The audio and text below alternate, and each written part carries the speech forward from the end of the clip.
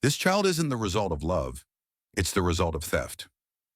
The words sliced through the glittering ballroom, silencing the clinking glasses and laughter of New York's elite. The CEO, a charismatic millionaire with a chiseled jaw, stood frozen, his eyes locked on the art consultant, a black woman whose red dress burned like defiance. She clutched an envelope, her steady gaze belying the pain of betrayal, infertility struggles, and the scorn of his family, who dismissed her career and roots. He, once her pillar, had shattered their marriage with an affair, leaving her to face whispers of failure. Yet in this moment, truth was her weapon. What secrets lie in that envelope? Could redemption rise from ruin? Stay tuned to find out. Subscribe to catch our latest stories and share in the comments where you're watching from. Your city might inspire our next tale. The Soho Gallery buzzed with life, its soft lights casting a warm glow on vibrant canvases that lined the walls. I stood at the center, a 26-year-old art consultant, my dark curls framing a face alight with pride. Tonight's exhibition was my triumph, a showcase of emerging artists whose bold strokes mirrored my own passion. Guests mingled, their voices a symphony of praise, and I felt like I was floating. My phone buzzed with a voicemail from Dr. Collins, our fertility specialist, his voice brimming with optimism about our latest treatment. For the first time in 3 years, hope felt tangible. A family with my husband, the man who had promised me forever. I clutched a small canvas, a gift for him, and headed home early, eager to share the news. Our Upper East Side apartment was my sanctuary, its sleek lines and warm tones a testament to the life we'd built. I unlocked the door, expecting his warm smile, but the silence was suffocating. The canvas felt heavy in my hands as I called his name, my voice echoing unanswered. A faint noise drifted from upstairs, our bedroom. My heart raced, not with fear, but with anticipation, imagining a surprise. I climbed the stairs, the canvas a beacon of my joy, until I pushed open the door and the world stopped. There he was, my husband, a 35-year-old CEO whose charisma filled boardrooms, tangled in our sheets with her. My colleague, my confidant. Her blonde hair spilled across the pillow, her eyes meeting mine without a trace of shame. The canvas slipped from my fingers, hitting the floor with a dull thud, its frame cracking like my heart. "You're supposed to be at the gallery," he stammered, scrambling to cover himself, his dark eyes wide with guilt. She sat up, pulling on her blouse with deliberate calm. "How long?" I asked, my voice a stranger's, sharp and distant. "6 months," she replied, her tone cool, almost defiant. "But it's more than an affair. We're in love." The word love struck like a blade, cutting through the years of fertility clinics, needles, and tears. We had tried for a child, endured countless disappointments, and she had sat across from me at lunch, listening to my fears, pretending to care. "Love," I laughed, a hollow sound that bounced off the walls we'd painted together. "In our bed? While I've been praying for a child?" He reached for me, his hand trembling. "I can explain." "Don't," I snapped, stepping back. "Don't touch me." She stood, her expression almost pitying, as if I were the intruder. "I'm sorry you found out this way," she said, "but maybe it's for the best." The best? My dreams of motherhood, our vows, our life, shattered in the sheets I'd chosen for our first anniversary. "Get out," I said, my voice steel despite the earthquake inside me. "This is my house too," he protested, his confidence faltering. "We need to talk." "Talk?" I repeated, my eyes burning. "You've been lying for months." Then she dropped the final blow, her hand resting on her still flat stomach. "The doctor said you had fertility issues," she said, her voice dripping with false sympathy. "Not him. I'm pregnant." The room spun.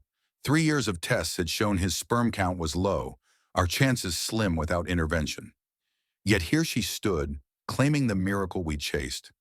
I searched his face for denial, but saw only guilt and a flicker of relief, as if her pregnancy absolved him. "I want you both gone," I said, pulling out my phone. "I'm calling a lawyer." She left without another word, her composure unshaken. He lingered, muttering apologies, but I turned away, unable to bear the sight of the stranger wearing my husband's face. As I drove away, Their silhouettes in the bedroom window haunted me, a final twist of the knife.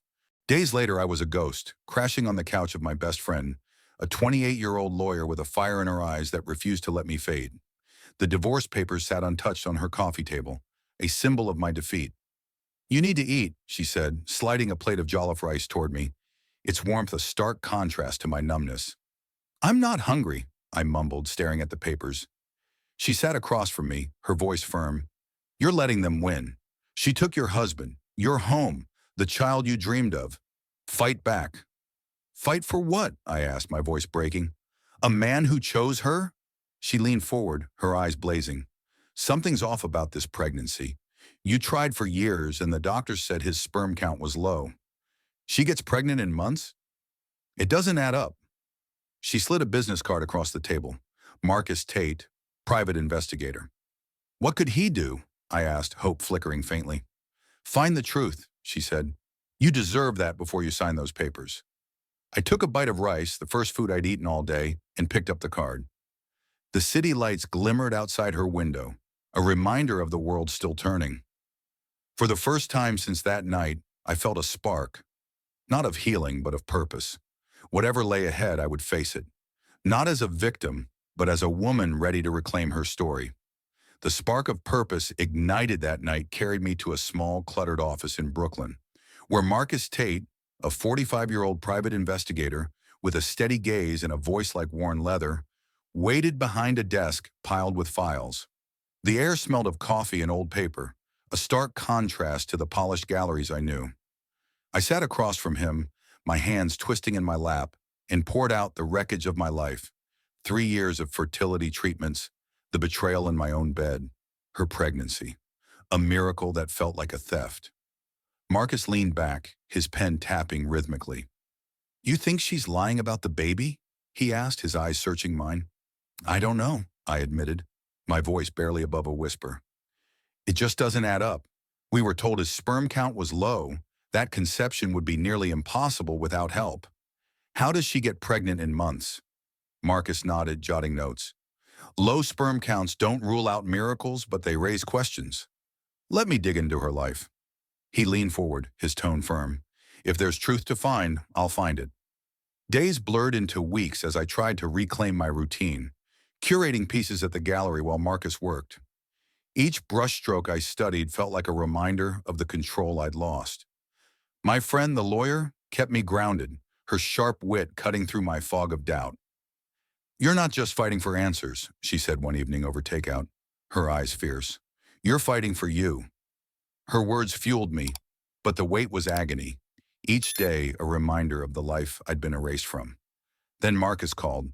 "Come to my office," he said, his voice measured but urgent. "You'll want to see this in person."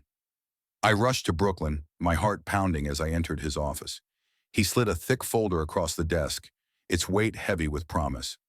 "She's been seeing Dr. Collins, your fertility specialist," he said, opening the folder, "for over a year, before her affair started." I frowned, scanning the first document, a medical record from the clinic where I'd spent countless hours. Why would she need a specialist if she got pregnant so easily? "Exactly," Marcus said, his voice grim. He pointed to a page of bank records.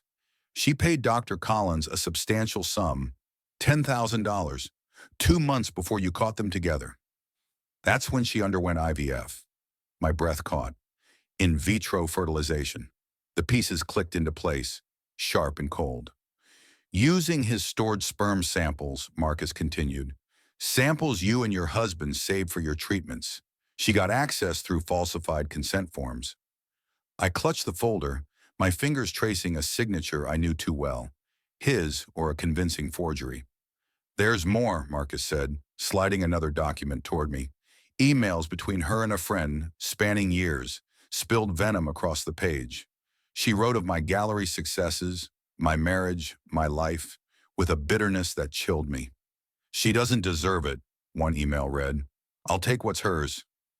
My hands trembled as I read, her voice echoing from lunches where she'd feigned sympathy while I bared my soul about failed treatments.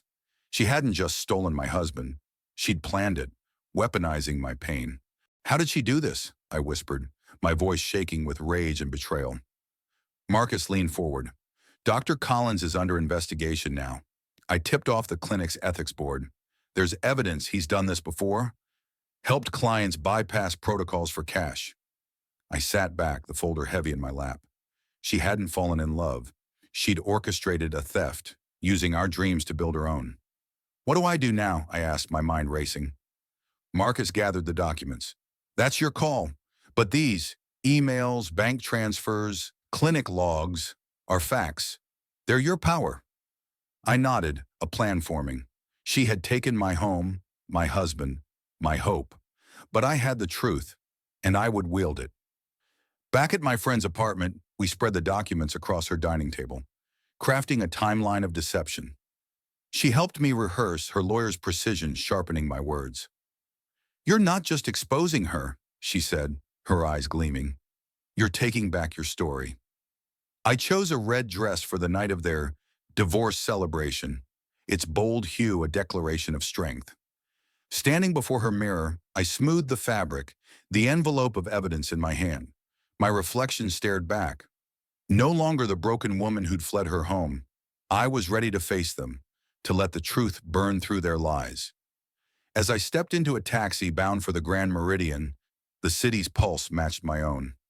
The fight wasn't just for answers, it was for the woman I was becoming, forged in betrayal but rising in power. In my red dress, I stepped into the hotel's opulent ballroom, the envelope of evidence a steel weight in my hand. Crystal chandeliers cast a golden glow over New York's elite, their laughter and clinking glasses celebrating a union built on my stolen dreams. At the center stood my ex-husband, the 35-year-old CEO, his tailored suit framing a smile that faltered when he saw me. Beside him, she glowed in a silver gown, her hand cradling her 5-month pregnant belly, a beacon of triumph. The crowd parted as my heels struck the marble floor, each click a drumbeat silencing their revelry. Eyes turned, whispers rippled, and the air grew thick with anticipation. "What are you doing here?" he demanded, his voice cutting through the hush, his dark eyes flickering with unease. She stepped forward, her face a mask of indignation. "You weren't invited. Someone call security." Her words were sharp, but a tremor betrayed her fear. I held up the envelope, its stark white a contrast to my crimson resolve. "I won't stay long," I said, my voice steady as stone. "I brought a divorce gift for you." Her hand darted for the envelope, but I pulled it back. "This is for him," I said, locking eyes with her, "though it concerns you deeply." His mother, a statuesque woman of 55, her pearls gleaming with old money arrogance, pushed through the crowd. "This is disgraceful," she snapped, her voice dripping with disdain, "for my career, my roots, my very existence. You've lost. Move on." I met her gaze unflinching. "With all due respect, you'll want to hear this. It's about your grandchild." The word grandchild landed like a grenade, the room gasping in unison. Her lips parted, but no retort came. He reached for the envelope, his hands trembling as he tore it open. The crowd leaned closer, phones discreetly raised, capturing the moment. His eyes scanned the pages, bank transfers, clinic logs, emails dripping with venom. "IVF, unauthorized use," he muttered, his voice cracking. His face drained of color. The confident CEO was reduced to a man unmoored. "What is this?" he asked, looking up at me, betrayal etching his features. "Evidence," I said, addressing the room as much as him. "She didn't get pregnant from your affair. She was already pregnant when she pursued you. She bribed Dr. Collins to steal our stored sperm samples, samples we saved for our family." The ballroom erupted in murmurs, guests exchanging shocked glances. Her face went ashen, her hand clutching her belly, as if to shield it from the truth. "That's a lie," she cried, lunging for the papers again. I stepped back, holding them out of reach. "These are medical records, bank transactions, her own words in emails plotting to take my life. She used my pain, my trust to steal everything." He turned to her, his voice low but lethal. "Is this true?" For a moment she faltered, her eyes darting for an escape. Then she lifted her chin, defiance masking panic. "So what? You weren't happy with her. I gave you what she couldn't, a child." The cruelty of her words struck me, but I stood tall. "That child," I said, my voice ringing clear, is the result of theft, not love. A glass shattered. His mother's, her hands shaking as wine stained the marble. The crowd's whispers grew to a roar, phones now openly recording the scandal. He stared at the documents, then at her, realization dawning. "You stole from us," he said, his voice breaking. "You manipulated me, our future." She grabbed his arm. "I love you. I did this for us." He shook her off. "This isn't love. It's a crime." The room seemed to hold its breath, the weight of his words settling over us all. "We need to talk," he said to me, his eyes pleading. I nodded, turning toward a quiet alcove off the ballroom. As we walked away, her voice rang out, desperate. "Don't leave me here." But he didn't look back, the crowd's judgment pinning her in place. In the alcove, he sank onto a velvet bench, the documents crumpled in his hands. "I'm so sorry," he whispered. I thought the baby meant I wasn't the failure. I was wrong." "You had a family," I said, my voice soft but unyielding. "You chose to break it." He nodded, tears glistening. "I need to know what this means for us." I looked at him, the man I'd loved, now a stranger. "I don't know," I said. "I need time." He reached for my hand, then stopped, respecting the distance I'd drawn. "I'll wait," he said, his voice heavy with regret. As I stepped back into the night, the city's lights glittered like a promise. The truth had burned through their lies, but my path forward was still unclear, a canvas yet to be painted. 2 weeks later, my phone vibrated in the quiet of my friend's apartment, an unfamiliar number flashing on the screen. "This is Nurse Carter from Bellevue Hospital," a calm voice said. "You're listed as an emergency contact for a patient. She's been admitted with pregnancy complications." My heart lurched. "There's a mistake," I said, gripping the phone. "We're not close." The nurse's tone softened. "She's asking for you specifically. It's urgent." I stood frozen, the city's hum beyond the window urging me forward. Despite the pain she'd caused, a child's life hung in the balance. I grabbed my coat, the decision made before I could question it, and headed to Bellevue. The hospital's sterile halls were a stark contrast to the Grand Meridian's opulence, the fluorescent lights casting harsh shadows on my red scarf, a remnant of the fire I'd carried into that confrontation. Directed to the maternity ward, I found her in a private room, pale and small against the crisp white sheets. Her hand rested protectively on her swollen belly, her eyes widening when she saw me. "You came," she whispered, her voice fragile, stripped of the defiance I'd faced. "I didn't think you would." I stayed near the door, my arms crossed. "Neither did I. Why am I your emergency contact?" Her gaze dropped. "It's from when we were friends. I never changed it." She paused, her voice breaking. "He's not answering my calls since that night." I nodded, the memory of the ballroom's chaos still sharp. "What's happening?" I asked, my tone clipped but steady, her eyes filled with tears. "Placental abruption. They're prepping me for an emergency C-section. The baby's only 24 weeks. The words hit me like a wave, stirring memories of my own fears in fertility clinics, the ache for a child I'd never held. Despite everything, I couldn't ignore the panic in her eyes. "Are they giving you steroids for the baby's lungs?" I asked, stepping closer, despite myself. She nodded, her hand trembling. "They're doing everything, but I'm scared." Her vulnerability disarmed me, a crack in the armor of my anger. Before I could respond, a monitor screeched, her face contorting in pain. "Something's wrong," she gasped, clutching her belly. I bolted to the door, calling for help. Nurses flooded the room, their voices sharp with urgency. "BP's dropping," one shouted. "We need her in the OR now." As they wheeled her away, her eyes met mine, a silent plea lingering. A nurse turned to me. "Are you family?"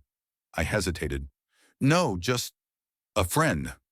The word felt foreign but true in that moment. "Can you reach the baby's father?" she asked. I nodded, already dialing. He answered on the first ring, his voice tight with worry. "Is everything okay?" "It's her," I said. "Bellevue Hospital, emergency C-section. Get here now." He hung up without a word and I paced the corridor, the antiseptic smell mingling with my swirling thoughts. Why was I here, helping the woman who'd stolen my life? Yet the image of a child fighting for survival anchored me. a life tied to the dreams we'd once shared. He arrived, his face ashen, his suit rumpled from haste. "Any new?" he asked, his eyes wild. "They're in surgery," I said, leading him to the waiting area. We sat in silence, the weight of our shared history pressing down. "Why are you here?" he asked suddenly, his voice low. "After everything she did?" I looked at the tiled floor, searching for an answer. "She needed someone," I said finally. "And the baby, it's innocent." He reached for my hand, his grip tight. "You're remarkable," he said, his voice thick with emotion. I pulled away, not ready for his warmth. "I'm here for the child, not you." An hour later, a doctor emerged, his surgical mask pulled down. "She's stable," he said. "The baby, a girl, is in the NICU. She's premature. 24 weeks, but she's fighting." He exhaled, tears in his eyes. "A girl," he repeated, his voice breaking. "Can I see her?" The doctor nodded. "Briefly. Follow me." He turned to me, his gaze conflicted. "Will you come?" I shook my head. "I'll wait here." As he followed the doctor, I sank into a chair, my mind a tangle of emotions. The child, born from our stolen samples, was a fragile bridge between my past and an uncertain future. I shouldn't care, yet I did, drawn to a life I hadn't chosen but couldn't abandon. As I sat in the sterile waiting room, the city's heartbeat pulsed beyond the walls, whispering of strength I hadn't yet claimed, a compassion that might redefine me. Months later, that whisper drew me to the NICU at Bellevue, where a tiny girl named Amara fought for life in a glass incubator. Her delicate frame, no larger than my hand, was a tapestry of wires and hope, her chest rising with stubborn determination. I stood by her side, a 26-year-old art consultant whose world had once revolved around canvases and dreams, now tethered to a child born from my stolen future. Each visit, I brought a small painting, a burst of color to soften the sterile hum of machines. The nurses smiled, calling me Amara's artist, and I felt a bond I couldn't explain, a thread of love woven through pain. Her father, the 35-year-old CEO whose betrayal had shattered me, was a constant presence, his tailored suits a stark contrast to the NICU's clinical chill. One evening, as we stood by Amara's incubator, her tiny fingers curling around a tube, he turned to me, his eyes heavy with remorse. "You don't have to keep coming," he said, his voice low. "This isn't your burden." I watched Amara's chest rise and fall, her resilience mirroring my own. "I want to be here," I said, my tone firm. "She deserves love, no matter how she came to be." He nodded, his gaze lingering. "I was wrong," he said, stepping closer. "I threw away our lives. Let me make it right." His words stirred old wounds, but I shook my head. "I'm not the woman you left. I'm building something new." That something new took shape at the Soho Gallery, where I poured my heart into a new exhibition. The walls bloomed with bold abstracts, each stroke a defiance of the pain I'd carried. Critics arrived, their notebooks open, and as I guided them through the collection, my voice rang with confidence. "This piece captures resilience," I said, gesturing to a canvas of swirling reds and golds, its energy echoing my own. The reviews poured in, praising my vision, my ability to transform raw emotion into art. Standing amid the crowd, I felt whole, not as a wife, but as a woman who had reclaimed her fire. The gallery's lights bathed me in warmth, a stark contrast to the cold nights I'd endured. She requested to see me, a message relayed through a nurse during one of my NICU visits. I hesitated, the memory of her betrayal still sharp, but curiosity and a flicker of compassion won out. In a quiet hospital room, she sat propped against pillows, her once sharp features softened by exhaustion. "Thank you for being here for Amara," she said, her voice small. "I didn't expect it, not after what I did." I stood by the window, the city's skyline a jagged reminder of my strength. "Why did you do it?" I asked, my voice steady but curious. Her eyes dropped to her hands. "I envied you. Your talent, your life. I thought taking it would fill the emptiness inside me. I was wrong." Her admission hung between us, heavy but honest. "I'm not here to forgive you," I said, my tone gentle but firm. "I'm here for her and for me." She nodded, tears tracing her cheeks. I'm trying to be better for Amara. You've shown me what strength looks like. The words surprised me, a bridge I hadn't expected. I didn't respond, but as I left, a weight lifted. Not forgiveness, but a step toward peace. Amara's survival, her tiny victories, had become my anchor, a reminder that love could grow in broken places. Back at the gallery, I hung a new painting, its vibrant hues a testament to my rebirth. The opening night buzzed with energy, collectors and critics toasting my success. I stood alone for a moment, the lights reflecting in my eyes, and felt a quiet power. He appeared, Amara in his arms, her eyes bright with curiosity. She loves colors, he said, a hesitant smile breaking through. Like you. I brushed her curls, her warmth grounding me. She's her own person, I said, my voice soft but resolute. He looked at me, hope flickering. I miss you, he said. I met his gaze unflinching. I know, but I'm not going back. My life is mine now. As they left, I turned back to the gallery, its walls alive with my vision. The pain of betrayal had forged me, but it was my art, my strength, that defined me now. The city's pulse echoed my own, a rhythm of independence and possibility, a canvas painted with the colors of my reclaimed self. Thank you for joining us on the gripping journey of the stolen future. How did Chamaka's strength and compassion move you? Did her reclaiming of her life strike a chord? We'd love to hear your reflections, so drop your thoughts in the comments below. Your insights fuel our storytelling. Subscribe to catch our next tale of resilience and truth, and let us know where you're tuning in from. Your city or corner of the world inspires us to connect across borders. As Chamaka found her canvas, may you find yours, surrounded by those who lift you. We're grateful for your time and can't wait to share more stories that spark emotion and hope. Until next time, take care, hold tight to what matters, and we'll see you in our next video.